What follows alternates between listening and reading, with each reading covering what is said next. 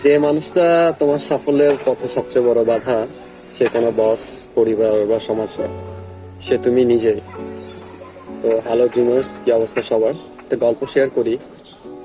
একটা বড় কোম্পানি হঠাৎ করেই বিশাল একটা লোকসানে পড়ে গেল। তো একদিন দুপুরে সব এমপ্লয়িজরা লাঞ্চ থেকে যখন ফিরছিল, এসে দেখে যে অফিসের দরজায় একটা নোটিশ, আর সেখানে লেখা ছিল যে ব্যক্তি আমাদের কোম্পানির ক্ষতির জন্য দায়ী সে মারা গেছে। তার মৃতদেহ সেমিনার রুমে রাখা আছে, সবাই চাইলে গিয়ে দেখতে পারো। তো সবাই খুবই অবাক হলো, হায় রে, কে মারা গেল? তো এরপর সবাই কৌতূহল নিয়ে একে একে সেমিনার রুমের দিকে গেল। রুমে ঢুকে দেখে একটা কফিন রাখা আছে। সবাই একে একে ভেতরে তাকাচ্ছে আর মুখ বন্ধ হয়ে যাচ্ছে। কেন? কারণ সেখানে কোনো মৃতদেহ নেই, সেখানে রাখা ছিল হচ্ছে একটি আয়না। আর আয়নার পাশে লেখা, পৃথিবীতে একমাত্র মানুষ তোমার যে মানে সফলতায় যে বাধা দিতে পারে সেটা হলো তুমি নিজেই। তুমি নিজেই তোমার জীবনের নিয়ন্ত্রক।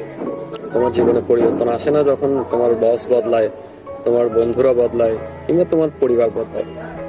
পরিবর্তন তখনই আসে যখন তুমি নিজেকে বদলাও, যখন তুমি তোমার নিজের সীমাবদ্ধ বিশ্বাস ভেঙে ফেলো আর নিজের সম্ভাবনাকে বিশ্বাস করতে শেখো। আমরা অনেক সময় বাইরের দোষ খুঁজি, পরিস্থিতি খারাপ, আমার ভাগ্য খারাপ, ওরা আমাকে সুযোগ দেয়নি। কিন্তু সত্যিটা হলো আসলে নিজের জীবনের সবচেয়ে বড় বাধা আমরা নিজেরাই। যতদিন না তুমি নিজের দায়িত্ব নিজে নিচ্ছ, ততদিন কোনো পরিবর্তন আসবে না। তোমার জীবন বদলাবে না যখন অন্য কেউ বদলাবে, তোমার জীবন তখনই বদলাবে যখন তুমি নিজে বদলাবে। তো এখান থেকে যে লার্নিং বা মেসেজটা ছিল সেটা হচ্ছে, নিজেকে দায়ী করা মানে আসলে নিজেকে সীমাবদ্ধ নয়, বরং মুক্ত করা। যেদিন তুমি বুঝবে সব আমার হাতে, সেদিনই তুমি মুক্তি পাবে নিজের কিছু পুরনো সংস্করণ থেকে। তো তুমি কি এখনো ভাবো যে তোমার জীবনের দায় অন্য কেউ নেবে? আজ আয়নায় তাকাও আর বলো, আমার জীবনের পরিবর্তনের জন্য আমি প্রস্তুত।